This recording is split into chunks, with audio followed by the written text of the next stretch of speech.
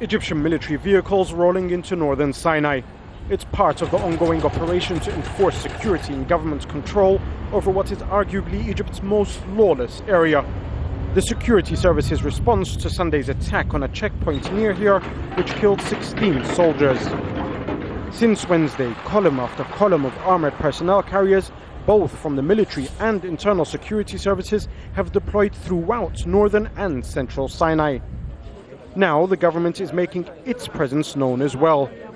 Late on Thursday, the country's interior minister arrived in Arish for his first meeting with the leaders of Sinai's Bedouin tribes, until now the de facto rulers of this peninsula. I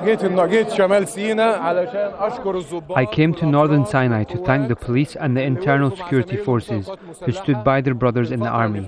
We're putting together the plan of action for the coming period, and we are reaching out to everyone. In order for us to establish security in northern Sinai, we need the honorable people of El Arish and other parts of the Sinai and the tribes. We cannot do this without their help.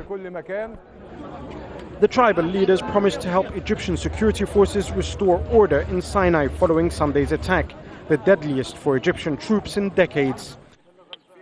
One of the main sources of contention in Sinai has been the existence of smuggling tunnels like these, crossing the border with Gaza.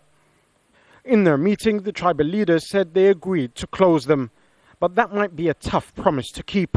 The Bedouins have been making money smuggling goods into Gaza ever since Israel and Egypt imposed a blockade on the Strip in 2007. The tunnels are the main reason for all the problems facing Sinai. Unfortunately, only a minority have benefited from them. It's the government duty to establish and open a commercial crossing with Gaza, not only to help our brothers there, but also for our economy to grow, rather than the millions gained through the smuggling. There's been a great deal of confusion about how much of the security services operation here in Sinai has been fact and how much has been propaganda. After all, the country's president, Mohammed Morsi, and his government are facing their toughest test since taking office.